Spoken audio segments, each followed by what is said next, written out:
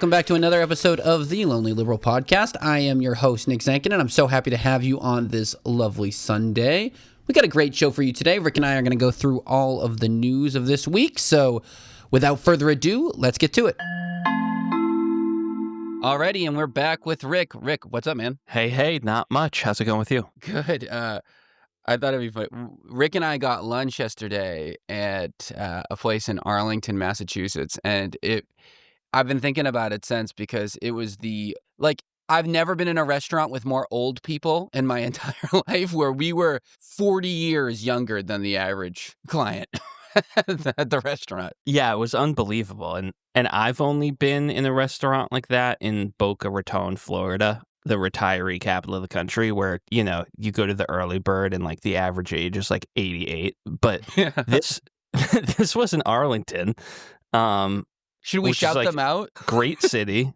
Yeah, right. Borders Cambridge and Somerville and Medford, where there's like 1 million college students and young people everywhere. But yeah, Jimmy's Steer House in Arlington, Mass, a well-known neighborhood restaurant.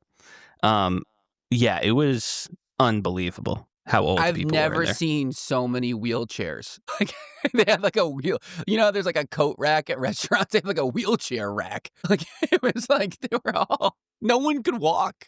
Like Me and you were the only cars in a packed parking lot without somebody in a wheelchair getting in and out of the car.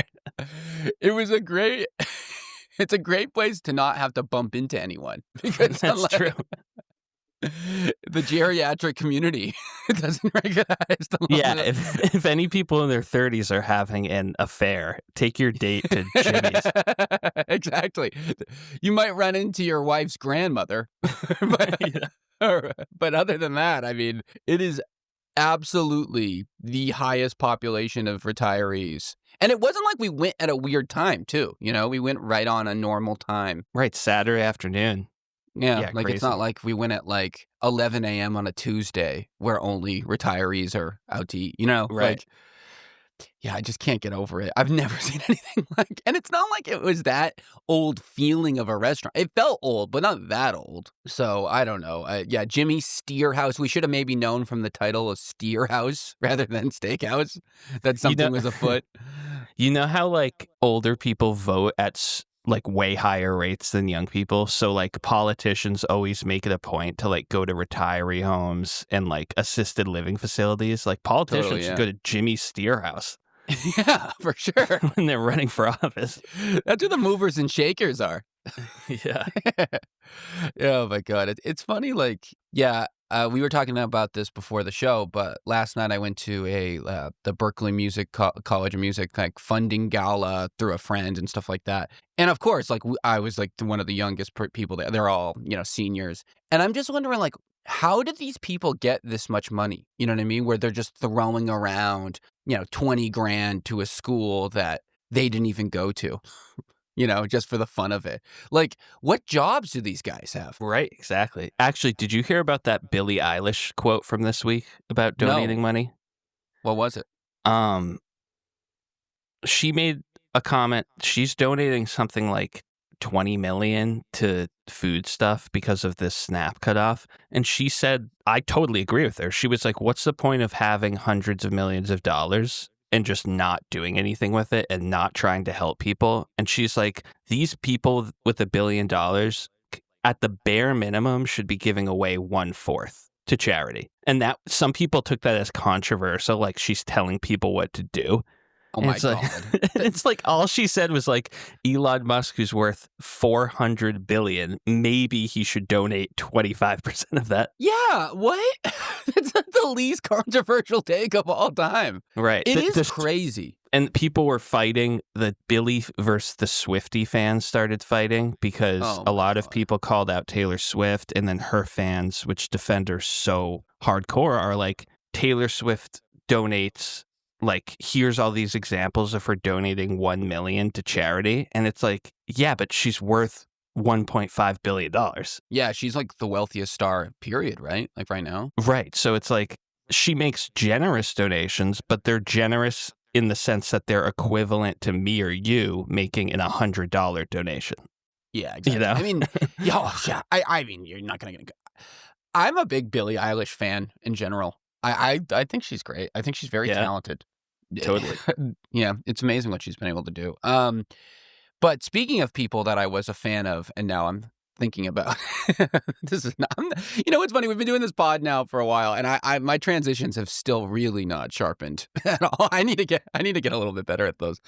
Um, I wanted to talk off the top of the show here about Graham Platner, the guy running for senator in Maine. So he was running, for those who don't know, as kind of, the economic populist, kind of a Bernie Sanders type, like the establishment is busted kind of guy, but on the left. He has a real cool tough guy vibe because he was an oyster farmer, and he just has a deep kind of Nick Offerman type vibe. Would you say that's fair, Rick? Like a Nick Offerman, Ron Yeah, Swanson type? he's a Marine veteran, and he did 3 tours in Iraq. Yeah. And then went back to Iraq later as a defense contractor. And then post anything involving the military, he's been oyster farmer and also runs a boating business that like takes people on like deep sea dives off of Maine. So he's like the most Maine dude ever, basically. But Yeah, yeah, for that's sure. accurate. Definitely Nick Offerman vibes for sure. Where he'll be like, "I'm Graham Platner." I can't even do a deep voice. I'm such a wuss. But anyway, he was getting a lot of.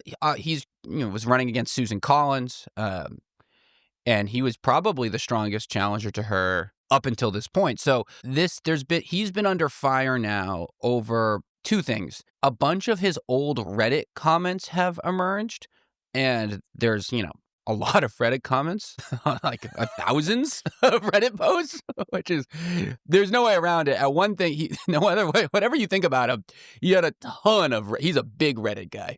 There's no way around it. And then also, he had a controversial chest tattoo, which originally resembled a Nazi Totenkopf, which is a skull. I'll be honest, right off the top, I never had seen that skull design before, and I would have never known it was a Nazi skull. He's now covered the tattoo to being some kind of trippy art thing, which actually looks pretty cool. But it was a Nazi skull, nevertheless. He says he didn't know what it was. And yeah, we can talk about that in a bit. So this combination of these Reddit posts and this tattoo have caused a lot of controversy in, should he drop out? What should we do with this guy? And ultimately, right, I mean, I'm assuming we both want Susan Collins no longer in the Senate. So, what should we do here, Rick? What are your thoughts on this? Yeah, so it's like I feel like this is gonna be the new normal when you have millennial political candidates. So he's 41, so he's a millennial, and his Reddit account is 12 years old. So a lot of the comments were made in his late 20s and 30s. So like this is going to be the new norm now that we have like candidates whose whole young adult life was spent on social media with history that you can go look through. I mean, Reddit is a little bit different than Facebook or Twitter posts, I feel like, because generally people don't share their Reddit with like their friends. They're not trying to like gain followers. So it's a little bit more anonymous. Most of the controversial posts he said seemed to be joking in the context. Like he joked that like his experience in the military is turning him into a communist, and people are seizing on that to say like he's a communist. Oh my God. Where it's like, Well, that's obviously an that's exaggerated ridiculous. joke about Yeah. about how bad the military and the right-wing politics involved were. But one was like he responded to another comment saying you're retarded. Oh, That was an example of one, and that word has plenty of now controversy gotten around much more taboo. I mean, that's a classic word that like wasn't taboo, and then it was, and then now it's been off limits for right. But it in is high school. Would you say is off limits in left-leaning culture, but certainly among right-leaning or video game culture. Oh yeah, no, they let it fly. Yeah, there's no worry. That's a good point. It's not like N-word status or something like that. Yeah, big word here in Boston, especially. For sure. That is common. You can't go into a convenience store, probably not hear it, but yeah, right. But yeah, his original response when the Reddit stuff was first reported, I loved. He said, I don't want people to see me for who I was in my worst internet comment, or even frankly who I was in my best internet comment. I don't think any of that is indicative of who I am today. And that Yeah. kind of sums it up, right? Like, Yeah. who wants to be judged by a 12-year-old tweet that was a joke? You know? Not me. No, definitely not me. Definitely not me.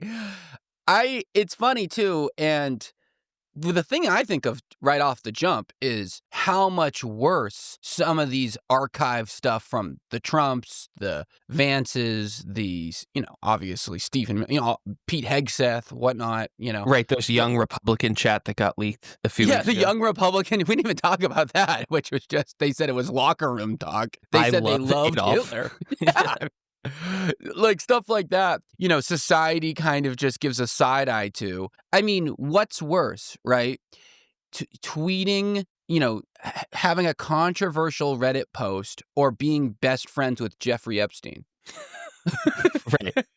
And one didn't limit a guy from becoming the president of the United States. So I feel like, I feel like we've entered an era now where like social media doxing is almost impossible with the precedent set by Trump. Totally. You know what I mean? think it should be, because that is how everyone in the center or right has responded to Trump, which is not caring about the Access Hollywood tape where he says he just grabs women without their consent. Like they've all determined they don't care about that. I think the left and Democrats, like, that's still an ongoing discussion. But like I'm not somebody that's going to say there should be no litmus tests or purity tests. Like, obviously, if he had made a series of posts say that genuinely expressed like admiration for Hitler, like, I would be like, no, I'm not supporting that guy. Like, if he was in the young Republicans chat, that would be a definitely, of course. No, so there is a line, but I think for Democrats and the left, like, the line needs to be somewhere between these Platner posts that were obvious jokes and actual sexual assault. Like, and like racism and Trump. homophobia and stuff like that. Like, of those course, people that commit actual crimes or are genuinely racist, like, they should be quote unquote canceled. Like, they shouldn't be supported in an election. But people that just made jokes, like literally every single other millennial on the planet that grew up with social media, like, we need to chalk that up to like immaturity and move on, I think. Yeah, and also like assumed and not anonymity, which I guess doesn't make it morally better, but like, you're not writing these things thinking like, oh my God, in 10 years, I'm going to be a senator candidate. You know what I mean? Like, and this could come back. Like, that's a lot of foresight to have, in the, bowels of Reddit. But yeah, I mean, two things can be true, right? And it doesn't make it right, but it doesn't mean it's a huge deal either. You know what I mean? Like, I feel like that's just clearly the right answer here. Like, yeah, I probably shouldn't have said that, but also, who really cares? You could argue the action Susan Collins has made as senator is much worse than any off. You know what I mean? Like, removing healthcare, I think, is worse than like saying something nasty on Reddit, right? Like, who cares? I don't know. Yeah, but I guess go on. Sorry, I was just gonna say, outside of the Reddit stuff, like, this Maine Senate primary is another example, like the New York mayoral race, of like establishment Dems refusing to endorse the new populist progressive candidate. And the current governor of Maine, Janet Mills, announced that she's running for the same seat. So the primary is going to be Mills versus Platner. And this isn't this week election. This is next year. So just a reminder, Janet Mills is turning 70.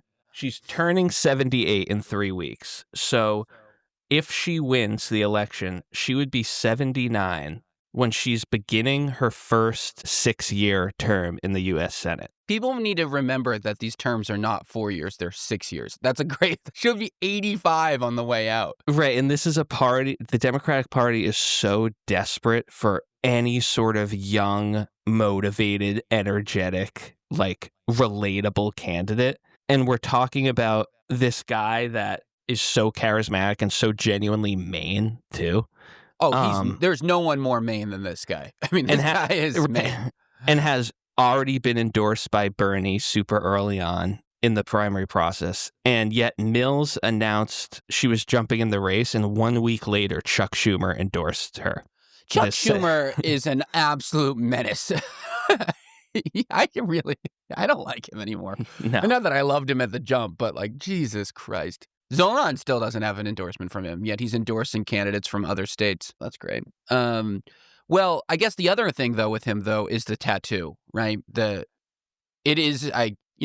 I guess it was a Nazi skull, right? And like you said, it's covered and altered now, and he denies knowing its meaning. I guess there's no way of knowing for sure, right, if he knew it or if he didn't know it, because we don't know what he thought, right? Like, only he really knows that. But I guess, is there enough evidence with these Reddit posts, I guess? Is there anything to suggest that he actually thinks this stuff? You know what I mean? Because if you don't think he is a Nazi or has those types of beliefs, then I think it's very believable that he didn't know what it was, right? Yeah, definitely. And I haven't looked too much into the tattoo. Like, I know at like just what you've said. So I don't know if it's one of those like gotcha things where it's like, oh, one branch of the Nazis like took this symbol from some ancient, like they did with the swastika, like take it's it like from a an ancient cartoon-looking symbol. skull. Like, it's like imagine a skull that has just kind of like almost has like a 1930s design to it. You know what I mean? Like an old-fashioned-y, like Disney cartoon skull, I guess you'd say. Not that Disney actually does have connection with the Nazis, so maybe that's actually a good example. But yeah, something like that. I mean, military guys just get skulls tattooed on them, right? Like, isn't that like a classic thing? I don't know. Right. Yeah, I don't want to excuse it because like I haven't read enough about it Same, yet, I have so no I idea. guess we'll see. Yeah, but the comments just honestly seemed like the average white 29-year-old dude on Reddit. and Yeah. that's not great. No, That's we're not a saying that's a good thing. But like Trump has said, done, and admitted to genuine crimes. So Yeah. we got to put this into context. Yeah, I think the tattoo is probably more controversial in the terms of like is like damning if it turns out to be bad, but I just don't know how anyone would ever find that out, Like, how will you know if he knew what it meant? Unless there's like a blog post comes out of him being like, I'm getting a sick Nazi skull tattoo. Like, Right. You know what I mean? Like, or like a Reddit post comes out that's just like, love this and love him, So that's probably the thing that we need to, see if anything comes out with that. But as long as that doesn't, I guess, okay, here's my last question for you on this, Rick. Do you think he should drop out? No. As of now, no. Not Okay. anything that I've seen. But do you think, I guess the reason why he would drop out, not just because maybe the controversy, like, do you think like the beating of not Janet Mills, Susan Collins is more important than anything else? So people should just drop out so Mills has a better shot at beating Collins? No. I don't think so either. I agree with you. You have the obvious like age concerns. Yeah, I think you're totally right, by the way. I'm just playing devil's advocate. Right. Yeah. And I'm concerned that Mills is a more Hillary-like candidate in terms of being like a relative centrist as far as Democrats go. Mm-hmm. And maybe that will work in the Maine election. I don't know. But it seems like let's remember Bernie's very popular in Maine. Like outside of Vermont, like that might be his most popular state. So his early endorsement is huge. I don't know. Susan Collins is 72 too. She'll be 74 next year because she's right. 73 I just December. don't understand the desire or support for a 79-year-old sitting governor. Like, why don't you focus on finishing your governorship strong and retiring as you turn 80? Like that just, and it's a huge problem with the Democrats. Like we've talked about in Massachusetts, like it's nice having Warren and Markey as senators because they are two of the more progressive senators, but they're both around 80 years old. And Markey's running again. Right. He's going to run deep into his 80s, be a senator. I mean, there's just no way. This is impossible, right? Like, as a thing. Right. And like, wouldn't the best thing for the Democrats to be Mills, who is a relatively popular sitting governor, to wholeheartedly endorse Platner? as the Yeah, next up and 100%. coming guy for Senate. Like that just seems to be the best course, I guess. Yeah, I completely agree, and I think it's highly likely, though, in a few weeks, this stuff blows over for Platner, if he can just keep chugging along, you know? As Yeah, long as unless they another bomb. find another Reddit account. I had Yeah, 2.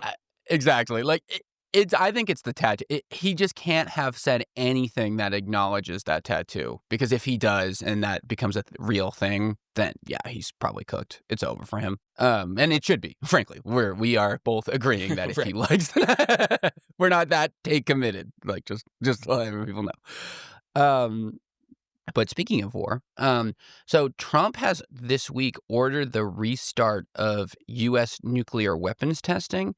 So that hasn't happened in 33 years. So there's been a 33-year halt. The last explosive test was in 1992. I think it was in Nevada, like it usually is. So yeah, I don't really know why he wants to do this. Maybe just to like, because Russia and China have been doing some tests, so just to like flex our muscles, I guess. But I don't see why any other, like, I don't really see why he wants to do this other than just like a little show. Yeah, for sure. And yeah, the context, like you said, Russia and China, like Putin announced last week that Russia is testing a new underwater drone that could carry a nuke, as well as a new missile that could carry a nuke. But like, I think this is like the most important part that's kind of getting lost in translation, which is that Russia and China have not tested an actual nuke recently. Like, there's no evidence of that. They testing the vehicle for the nuke. Everyone does. The US does it, Russia does it, China does it, and they've all been doing it for 50 years. Like Forever, yeah, testing basically the since it drone started. or the airplane that carries the nuke, that would carry a nuke. Like, those are being tested all the time. So like Trump's comment about it was, because of other countries' testing programs, I have instructed the Department of War to start testing our nuclear weapons on an equal basis. The process will begin immediately. But then his vice admiral, Trump's vice admiral of the military, instantly pulled that back, saying, I wouldn't presume that the president's words meant nuclear testing. Even though he literally said Damn. nuclear testing What twice in one sentence. what world are we living in? It's Right. crazy.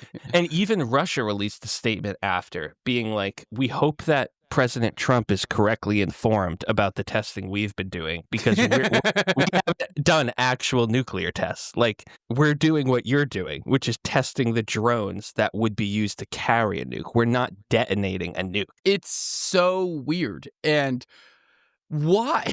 I just, yeah. Do you think they end up doing? I think this is something that I could see never act. It seems like, how could this be anything other than overwhelmingly unpopular? Like, Yeah, but assuming he does it in the continental U.S. I mean, maybe Trump says, "Oh, we'll test it in the Pacific Ocean or freaking whatever." Guam or whatever. Yeah, But yeah, if he said like, we're testing it in Kansas or something, like Nevada. I feel like 95% of Americans would be like, "No, we're not doing that." Well, and I would love you to not do a nuclear bomb in my backyard. Windmills are a no good, but you can definitely do nuclear bombs. Yeah. Yeah, wind turbines are bad stuff. Speaking of nuclear stuff, I thought this was interesting, a little underreported news story. So the U.S. has approved South Korea to pursue nuclear power submarines, which is a hilarious sentence, by the way.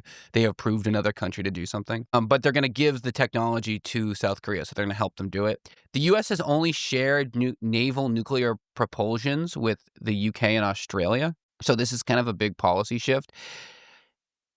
I mean, obviously, China, Japan, North Korea, they're not going to like this. But I do find it interesting that it seems like they're kind of going this way, because it kind of furthers this kind of push against what Russia would want, because obviously Russia would never really want South Korea getting nuclear-powered submarines because they're on the North Korea side of things. Yeah, exactly. Yeah, I don't know. It is interesting. I think it kind of fits into like Trump's campaign promises about like making our allies defend themselves more Yeah, versus that's a good like, the point. US helping. Like, I think Trump's trying to frame it in that way, like, will help modernize South Korea's military and nuclear program and everything so that they can defend themselves and we don't have to be there. Um, but I don't know, like I think which will be a big theme of the other topics this week. Trump says a lot and never gives details, and then the plans never end up happening. Yeah. So I'm Yeah. not sure. Well, and it's like this with this other thing. So we talked about it last week. So the U.S. And China have struck a deal related to the tariffs. So they've cut the fentanyl-related tariffs to 10%. They were higher, and they put a pause on the rare earth controls on the Chinese side. So basically, what happened is the U.S. has halved their fentanyl tariffs on China, and China has responded by letting the U.S. get more rare earth stuff. There's also a soybean pledge in there, which is good for the farmers. But yeah, so this is interesting because the U.S. is still technically in a state of emergency, technically on fentanyl, and the fentanyl is the main justification in illegal immigration for the tariffs on Canada and Mexico and all these other countries. So I find it really interesting that China is getting a fentanyl reduction in tariffs where where Canada can't. More evidence that Trump really doesn't like Canada. Yeah, that's so true. Hmm. Yeah, it's so insane. It's just more Right? evidence and it's more evidence that Trump doesn't care about any of these things. I mean, he ran what's kind of scary is we're almost exactly 1 year from Trump's Yeah. reelection, and he was so strong about not only is China trying to take over our economy, but they're sending fentanyl, like in addition to Mexico and South America and Canada sending fentanyl. And then it just takes one flattering conversation with the Good night. Chinese leader, yeah, Yeah, gee. to just cut it. And I mean, once again, Trump always chickens out. Now they're saying the overall tariff rates, and not just the fentanyl related ones, are now, yesterday Trump lowered it from 57 to 47. Remember last week they were lowered from 140 to 10. Yeah. So They're everywhere. just based on the hour, it could be 0% or 150%. Depending on how Trump likes his look in the mirror. Yeah. It's weird. I mean, yeah, it's interesting. I'd say the fentanyl stuff was probably a top 5 campaigning issue for Trump. Would you say? Like I feel like that was one of the main platforms of his campaign was that we have a fentanyl issue. Yeah, I think his number one issue you could say is immigration. And I think the two biggest reasons he sees immigration as bad is they're violent criminals and they're drug dealers, specifically with fentanyl. Yeah, and it's interesting. I mean, the White House says that the tariffs had reduced fentanyl flow into the U.S. But does that mean that if you, if you get rid of it, it'll just start up again? I don't know. It's like you said. If anything, this just shows that this was never actually a thing of care for the guy, right? Like, I mean, he just didn't care. It's all just tactics. Right, like So, like the big concession about this from this week was that like China added 2 more elements that are used to way down the line make fentanyl. They added 2 more precursor element chemicals to their list of controlled substances within China. That's it. So like what? it's unclear if that would have any effect. Like Trump is making it seem like I told China to stop shipping fentanyl to the U.S. and they said yes. Like that's exactly. not what That's happened. exactly how he's sounding. Yeah, exactly. We're talking about the equivalent of limiting the supply of Sudafed because it can be made to create crystal meth. Like Yeah, that's a great example. That's an amazing analogy. And why Sudafed is no longer purchases over the counter.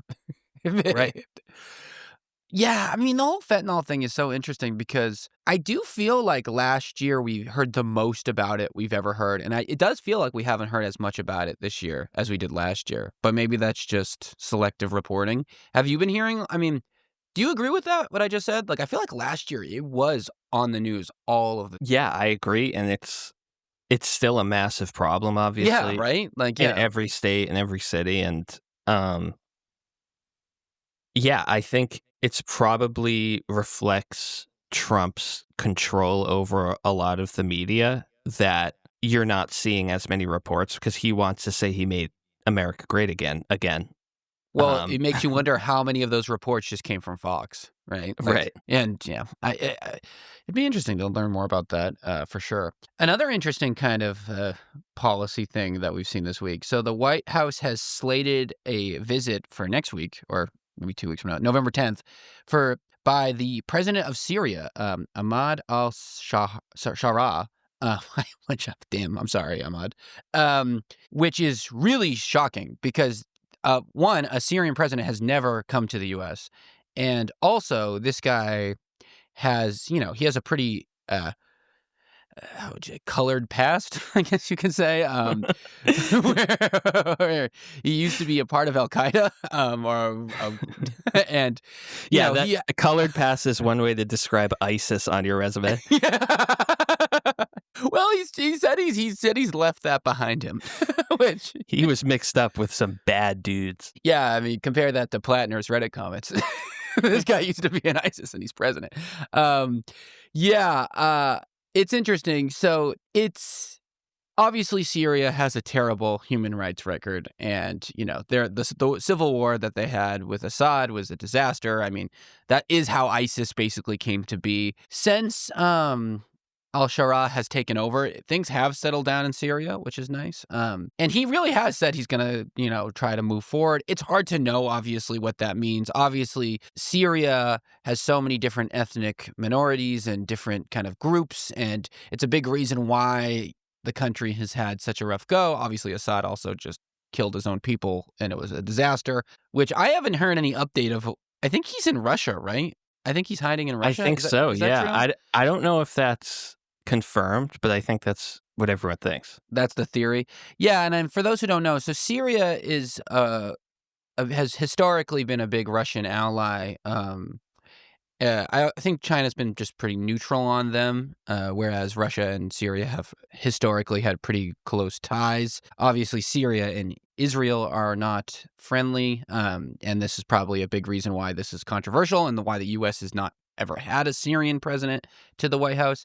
But yeah, so this is interesting because, it obviously contrasts with historic stuff, especially Trump's, big attacks on ISIS during his first term. But I just think this is super interesting. Rick, what do you think about this? Yeah, I agree. I guess cautiously optimistic. That's how I feel. Yeah, because for sure. it was this recent Syrian civil war of Assad against rebel groups was so long and deadly. Horrible. It just kept a disaster. It kept dragging on, and he used to have many more allies internationally than just Russia. But as the war dragged on and the sanctions from the UN and the US and everyone increased over time, he kind of lost most of his friends other than Putin. So yeah, I guess I'm cautiously optimistic about this. Yeah, I mean, it will piss off. Do you think this is going to piss off Netanyahu, though? Because they don't really get along.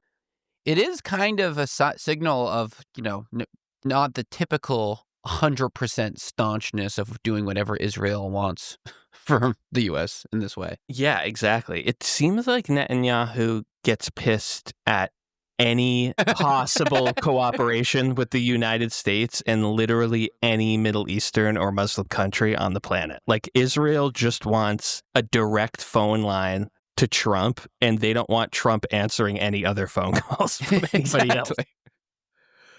I will say, though, if Trump can, normalize this and al-Shara does become a decent president for Syria, that would be huge. I mean, Syria is a big country, and, people don't know this, that during the Civil War, ISIS formed out of that and conquered territory in Syria. That's how ISIS became a thing. So a stable Syria would be huge for the region, just stability-wise. It would be a massive win if, Damascus can be a stable, safe place.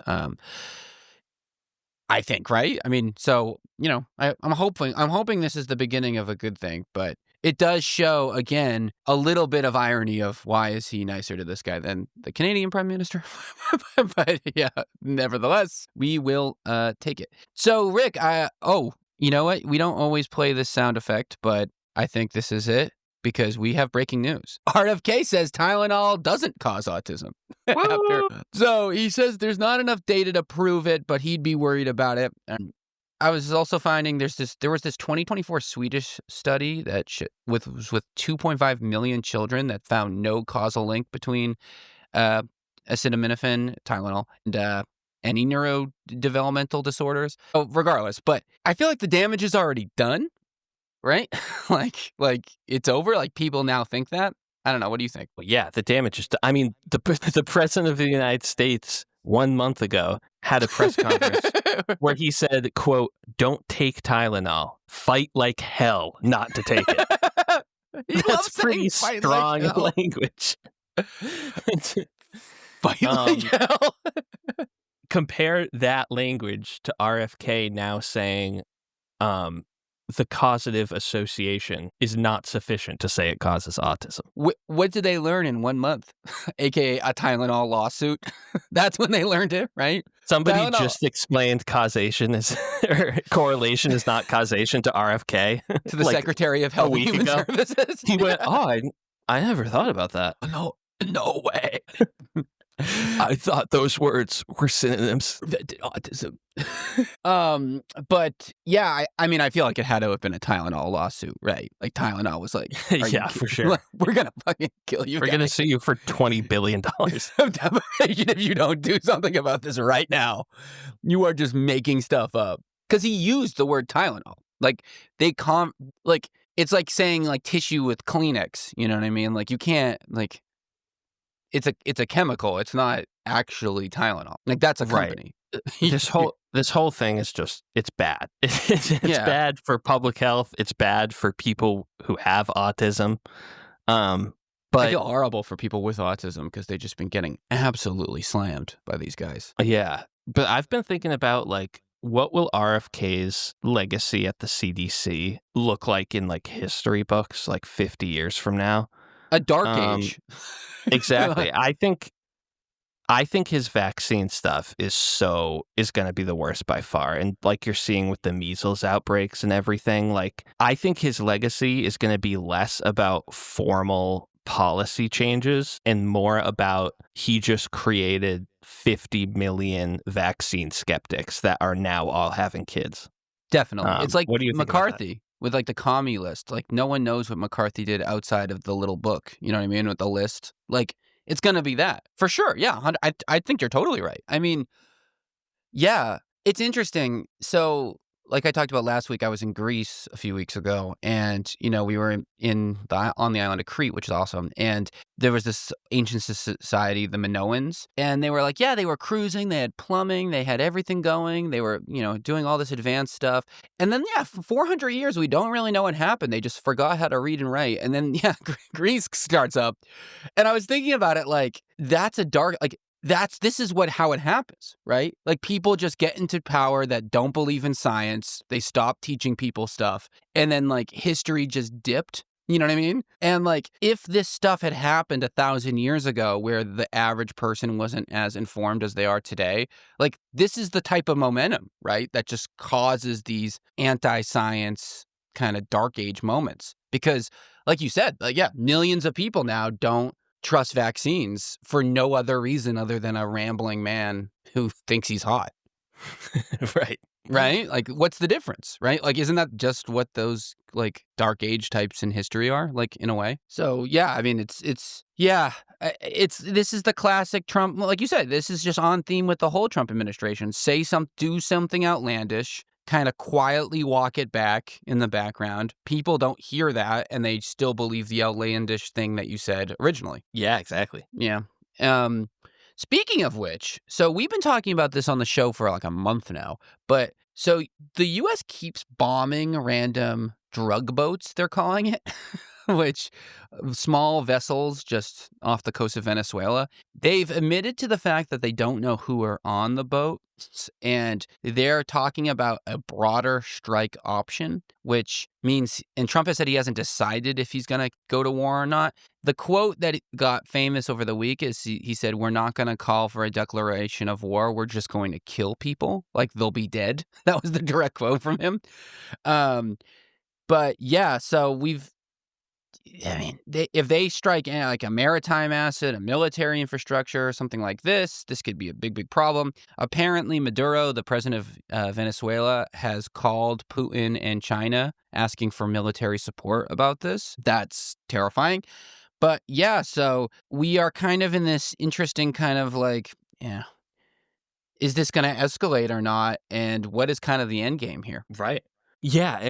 What's weird is, so it was reported that he drew up a secret list of targets in Venezuela that they're getting ready to strike. But what's weird is the Trump administration briefed Senate Republicans. I thought that was a little strange, right? And Yeah, yeah. not the whole Senate. Didn't they do that earlier in the year too, where they did that on tariff stuff or something? Like where they only called the Senate Republicans in? Right. Like, this is obviously like it's an executive branch function in general to control, war, but Congress has the power of the purse or whatever. So like you have to consult with them as well. And they can declare a formal declaration of war has to go through Congress too. Right. Yeah. So it seems like a Highly strange illegal. move. You would think, you would think either they would keep planning that super secretively among the generals of the military, or they would inform the whole Senate and not leak it to a bunch of people that's going to leak it to the public that's only on your side. Dude, is this the lowest key war of all time? The U.S. is just going to war with Venezuela and no one gives a shit. Like, I don't hear anyone talking about this. Have you heard, like when the U.S. bombed Iran, and obviously that was a higher stakes kind of maneuver because it was nuclear facilities and whatnot. Obviously that was major, major news. But if you think about it, the U.S. is just bombing Venezuelan ships over and over again with really no reasoning. The Venezuelan government is saying, stop that. Like, you're bombing and killing our citizens. And now there's these rumors that they're going to like actually go to legit war with Venezuela. And everyone's just kind of shrugging their shoulders, right? Like, isn't this weird? Isn't this weird that this isn't like a huge news story that a South American country, one of the largest oil producers in the world, one that there's been no evidence really of why this is being escalated the way it is now like going to go to war with the United States or vice versa? Right, exactly. And like it doesn't make any sense from the point of view of what Trump has promised to, which is to make our border the most secure border in the world. So how is bombing boats 10,000 miles away or however far away Venezuela is? Like, I just don't see how that's helping. And the only way it would help is if our border is so open right now that all those boats would definitely get into the U.S. with fentanyl. Yeah, and they've admitted that they don't even know who's on the boats. Right. So they have a hunch that they think, like, I just think about this, and we've talked about this before. Like, imagine if, Mexico bombed a U.S. boat of 6 people because they said, hey, we thought they were going to bring drugs to Mexico. The U.S. would, like, go to war with Mexico. Like, you can't just bomb people under just like vibes. I think it's crazy. I think this is insane. And I think, it could be the kind of the shock thing that like the black swan, the thing you're not expecting actually happening, where all of a sudden the U.S. is at war with Venezuela. Yeah, definitely. Like all of a sudden it's just now a thing. And like these little stories that we've been talking about have kind of hidden under the radar a bit. And all of a sudden you're like, whoa, where did this come from? Like this, I feel like that's, and yeah, like I said, Maduro had asked Russia and China for military aid. I don't think they gave any, but like, I don't know. No. This is getting creepier. A little bit interesting news too. So this week, the Federal Reserve cut interest rates another 25 basis points, so down 0.25. So that's interesting. Where this is now 2 in a row where they've got it down. Their rationale was the softer labor market, balancing inflation progress, and the shutdown data noise, they said. So the markets had priced this in, but people don't know what's going to happen in 2026. Again, for people that at home, they only cut interest rates when unemployment is bad and they think people aren't spending enough money. So it actually tends to be a sign of like a weakening economy when they do that rather than the other way around. But it is probably good for the richest people and big companies so they can borrow more money. Yeah, and cutting interest rates can help stimulate part of the economy and decrease unemployment, but it can also increase inflation. Yeah, exactly. That's why they raised the interest rates when inflation was high. Right. Exactly. Yeah, 100%. So it's not a pivot. It's interesting. I mean, we'll see if inflation goes up. You don't want them both to go up at the same time, unemployment and inflation, because then you are cooked. So, yeah. So we want to end the Newsweek roundup here with a little bit of a positive news story. So New Mexico becomes the first state in the United States to launch universal free childcare. So as of November 1st, all New Mexican families are eligible for a no-cost childcare via state vouchers, and this is on average supposed to save people $12,000 a year per child. And this is pretty exciting stuff. I mean, this is something we've been talking about a lot from Bernie and things like that, and stuff that happens in Europe a lot. But, good for New Mexico here. Yeah, I think it's great. And I really think, like, along with probably on the list of issues I think Democrats should be campaigning on moving forward, I think in addition to single payer universal health care, free childcare I think should probably be number 2, because other than medical costs, childcare costs are the number one thing that bankrupts lower and middle class people. So And it's a big reason why people don't it. have kids. Like it's the biggest reason why people aren't having kids. They can't afford the kids. Right. And just like with healthcare, it's this giant thing where we're behind the rest of the developed world and even some of the developing world, even though we're the richest country that's ever existed. And it's just one of those things where, like, in other countries, like in a lot of Europe, for example, some places where they have higher taxes than us, the people know that they all benefit from those taxes. Like, they know, oh, our college is totally free, our healthcare is totally free for life, and our childcare is totally covered. In the US, none of that is true.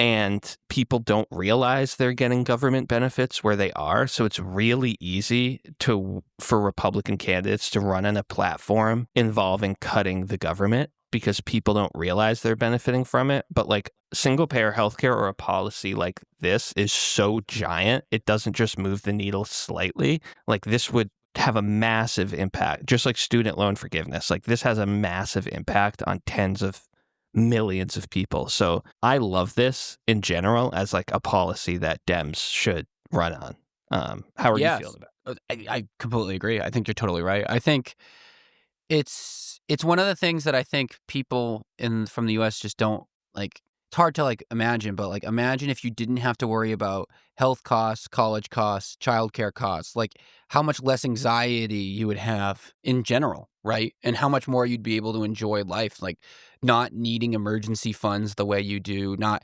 having to always be paycheck to paycheck because you're not, you're constantly investing in daycare and stuff like that. It's a game changer. And it's one of the things that we've been talking about, which it's a big state government win, right? Like, it's a big win for the state of New Mexico and makes New Mexico as a state much more appealing, right? Just in general. And it kind of breaks off to this larger conversation, Rick, that you and I have been having over the last few weeks of just, is this where the focus should be? Like, should we just be heavy in the Massachusetts state governance, like pushing for this? Because just the federal government is just too much of a moody brat and will never actually become, the source of something that could actually change the most Americans, and just like highly focus on states that could see this happen. Similarly to the way like, marijuana legalization went, like it went like Colorado and then Maine, and then it kind of bounced around to where every state that wants it now kind of has it. Is that how every single kind of progressive idea should kind of go forward? Yeah, it's a good point. In the short term, especially short term being this Trump administration, like it should absolutely be the focus, I think. But it should also be the focus for national candidates running for Senate or president in the future. Definitely. Like these really like Bernie type policy proposals that benefit literally everyone, even rich people. Obviously, Yeah. they benefit poor and middle class to a much greater extent because rich people would be able to afford childcare anyway. But like, it still benefits rich people.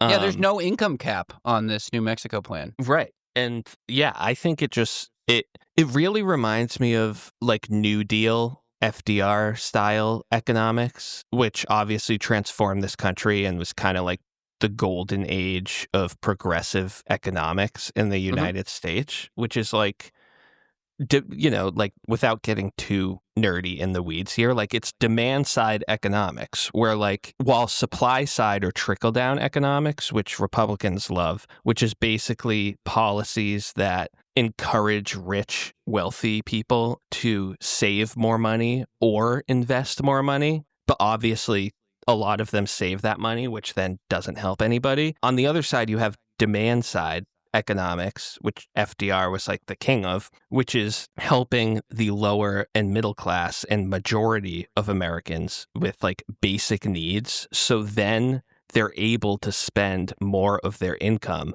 on goods and services and things they want but don't necessarily need, which then stimulates the entire economy. So I really think that this is kind of what Democrats need to return to. I think, yeah, well said. Preaching to the choir. I mean, a great example of that in the recent history is the stimulus checks for COVID, right? I mean, most countries went into a recession because of COVID and the US didn't. And a big part of that was the stimulus checks. They really did keep the economy kind of going. And while there were people freaking out every 6 months that there was going to be a recession, it never really happened because of that. So, I mean, that's really recent evidence that that kind of demand side stuff still can work for people on a really broad level, right? Yeah, Um, definitely. so this week we have a little bit of a twist, Rick. Instead of you giving me a culture lesson, I'm going to give you a culture lesson. This is my corner now, as they say. Let's go. Nick's corner. I should have recorded It's a like coup. yeah, a coup corner. I should have recorded a AI guy going, Nick's cultural corner. Like something like that, like a demonic man. But I wanted to get your take on this because once I read about it this week, it's been infested my brain. I can't stop thinking about this thing. So, have you heard of the Neo? No. How do you spell it? NEO. It is No. a robot produced by the 1X Technologies. And what it's being called is the first consumer available humanoid robot specialized in working on house chores. Oh, wow. So it is a humanoid robot. It comes in 3 different colors: white, tan, and black. It's Seems racist, but 66 keep pounds. going. I know. I don't think you can buy the black one. 66 pound, 5 feet, 6 inches tall robot with a 4 hours of battery life. It's available for 20 grand or a subscription fee of $500 a month. People are saying that they're going to come to line next year. So basically, this is a robot slave. There's no way to put it, right? It's a robot that you have doing all your chores. It's interesting because obviously it's not alive. It's a robot. But For now. the color palette is concerning. 66 pounds that's a hefty piece of equipment. What are your thoughts on this? I mean, there's a philosophical conversation to have. Is this like weird, like morally suspicious with a robot or not a robot? But like, what do you think about this? I don't know. I mean, the cynical side of me says that just like what we're seeing in AI, these robots are inevitable. Like there's really no stopping the progress. So like we might as well try to make them work for everybody and versus like creating evil demon robots that only work for the billionaires and are used to kill They poor kind of people or look like something. the iRobot robots from the Will Smith movie. I don't know if you've Yeah. seen that. No, of course. Um, yeah, I don't know. I mean, so it's like a super Roomba. Like it's like a Roomba that does Well, cooking and it's a stuff too. human. Yeah, it waters Yeah. your plants, it brushes the floor, it cleans up after Yeah. you, It parents your children. yeah, it does your taxes, it makes you irons your clothes. And yeah, like it looks like a dude in a robot suit. There's no other way to put it. I got to get a quick Google image on Yeah, this take a look at bad this boy. bad Larry because it's a person. There's no other way to. I mean, it looks Oh, like a wow. person. I Yeah. wasn't expecting like the exterior. Yeah. Like, it's like a robot that was then put in, like, a human shirt and pants and, like, given, like, a human body on the Yeah, outside almost. yeah, it has clothes on. Yeah. Yeah, Yeah. yeah. And you Wow. see the 3 Wow, colors? the white one literally looks like somebody in a straitjacket in Yeah. prison. It looks Yeah. terrifying. It's horrifying. Listeners at home, please look it up, the Neo robot. It's 20 grand to do all your chores for you. I mean, Would you be worried of it that's not attacking you? as expensive as you would think for it being such a new thing, like, and No. knowing that cost is gonna come down so fast. Oh my god, once there's competition? Yeah, like, it's like plasma TVs, like, that 20 grand robot's gonna be, like, 2 grand in, like, 10 years. Well, yeah. Would you get one? That's the question. I guess, like, it depends. I would have You to wouldn't see. be worried it would strangle you at night? I Right. would be worried it would beat the shit out of me. 66 pounds? That's heavy. Right, and, like, one thing that, Tesla drivers have complained a lot about in the past few years is Tesla cars get automatic updates that they, like, don't notify you about. So, like, your car can just totally change how it works overnight. Dude, And I feel like that's like this robot, like, yeah, it might be nice today, but, like, if the CEO, wakes Has up a on the bad wrong side week. of the bed. Yeah.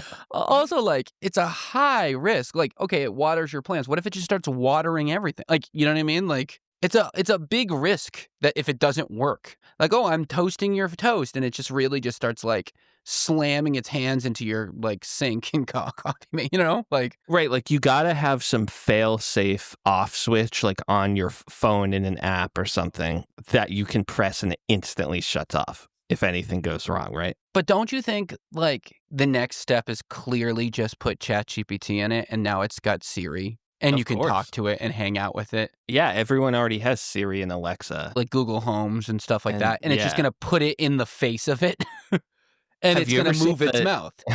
You ever see the Disney Channel original movie Smart House? No, but of course you have. I'm not surprised. You never saw Smart House was like 2002. We need a culture corner on Disney Channel movies from you because I don't think Yeah, I've seen seriously. anyone watch more I have Disney a fe- Channel movies than you. I have a feeling the listeners will know Smart House, but it was literally like if iRobot instead of the robot was like a smart house, and it was a kids movie, but it was the same theme of like the house turns evil.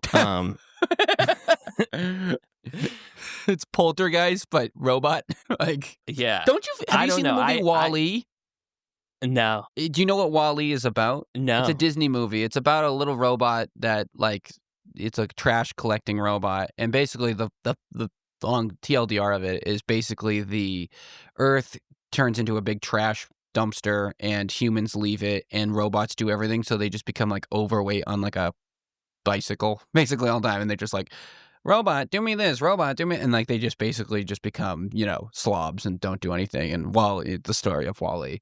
But I feel like this is the first step, right? You start having, is it, okay, last question. I mean, would you feel morally weird having it? I know there's no literal moral problem with a robot doing a chore for you, but like the fact they look so human-y, I don't know. It is weird, and we're not even getting into like the Black one and the No, tan one. the ethnicity. No, we're not. Can you even buy getting a into- black one with good conscience? Seriously, though, like, if you can't buy a black one, then you know it's weird, right? Because if it wasn't weird and morally weird, then there'd be no issue buying the black one.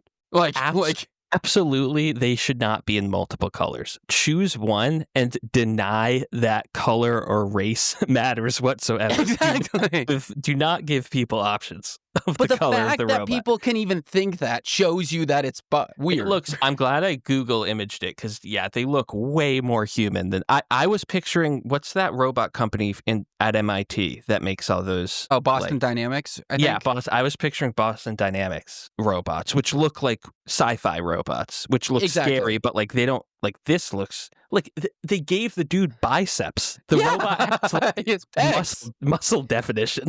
It looks like a mannequin with a like that's a robot with hands. Yeah, I'd be freaked out about it. I know people are falling in love with ChatGPT. Imagine fake girlfriends and boyfriends. Like this is taking that to a whole nother level because the person's in your house, so that's going to be a whole thing. Yeah, I'd be freaked out but like once it's a thing for 10 years and most other people have, I still actually don't have an Alexa or house. Like I've never gotten one of those. I have a Google Home. I got it with my Spotify Premium account years ago. Yeah, I just don't feel like I really need it. I don't know. You don't. But all I do is set alarms with it. It's just for alarms. That's the only reason why I use it. And weather. What's the weather? Yeah. So sometimes it does spy on you though, where you didn't ask it and it will just chirp you. I don't like that, I get why people are paranoid about it, but yeah, I just think this thing is weird. I think clearly there's a moral kind of component to it with the fact that I don't know. I don't love that. But you're right. I feel like this is just going to be a thing, right? Like eventually there's going to be a bunch of them. People are going to have it. Eventually you'll be like at a disservice if you don't have it. That scares me, but feels like this will be our life in 5-10 years. Yeah, or it could turn the scary, self-driving car thing, like where it just it takes slower than people say. Like jetpacks. Yeah, what happened to the jetpack? Where are the jetpacks? Yeah, I just think the fact they gave it biceps is a bad sign. Yeah. You're right. There should be no color option too. That's crazy. That's crazy. It's crazy, and if there are color options, why aren't there gender options? I mean, to me, it looks like a stereotypical male body, rather in shape. Yeah, hot, rather fit. Yeah, better body than me. For sure. Great deltoids. Hell of a neck. Yeah, I don't know. It's so weird, but like I think it is the future. It's just it is probably far off. Like it's probably 50 years away from being mainstream, and 50 is a long time. But I do think it's our lifetime. We'll see it. And like, do you have multiple of them? Like, do they dock? It's like have you seen the movie The Wild Robot? Like one of these robots. It's like this. I don't know. I think maybe this is it. Get ready for robots, boys and girls. Like you'll be having to fold in your clothes. I just can't get over these pictures of it. It's so funny how they really should have designed it better. And why the face? They put eyes, but no nose or mouth, which is a weird choice too. It's just so scary looking. It's just terrifying. I can't stop thinking about it. Yeah, it's way... It's scarier than I expected before I saw the photos. It's terrifying. Why did they give it feet? I don't know. Why is it 6 feet tall? And heavy. It's like beat the crap out of you. Dude, this thing, imagine you wake up at night and it's just staring at you. Oh, like yeah. With that body, we got no chance. Yeah, dude, this thing is massive. I don't think people realize how heavy that is. And if you wake up at night and it's in your room lurking around, it's terrifying. I don't know. I don't want one. I don't think I want. I'm not there yet. Yeah, same. I'd rather be a cyborg myself than have one of these in my house. It's scary. Yeah. I mean, we'll see how it ends up developing, but there's a trailer one that people can watch. I encourage people to watch. It's literally like insanity. So anyway, that's my corner. What do you think? How do you think I did for my first one? Thanks. That was a great one. As the culture man himself. All right, well, that's the show, man. I'm glad you laughed at the color thing because I was dying laughing when I saw that there were 3 colors. Yeah, it's crazy. It's unreal. Like that's so bad. It's not racist to do that, but it is racist. Yeah. There's no doubt about it that's racist. Yeah, I don't know if the guy who made that choice was racist, but I do know the people who are buying them are racist. Yeah, it's a square rectangle thing. They're definitely like it's just something off about that. Not good. That's the show, folks. Well, anyway, we'll talk to you next week, man. Thank you so much for you. Thank you. See you. See you, dude. And that's our show, folks. Thank you so much for listening today. If you like the show, please give it a 5-star review, either on Apple Podcasts, Spotify, if it's YouTube, like and subscribe anywhere. Actually, what's even more helpful? Tell someone about the show. Word of mouth is the biggest way we grow. So the reviews, the algorithm, the chatting, all very appreciated. Ian, totally not related to that is, you know, in the show when it intros, it goes do do do, and then the show starts. I just realized that sounds so much like the old not able to connect your, like, do do do. We're sorry, we're not able to connect our call right now. Please hang up and try again. Now I can't unhear it, but yeah. Anyways, we'll be back on Wednesday with another episode. So until then, take it easy. Have a good rest of your weekend, and see ya. Bye.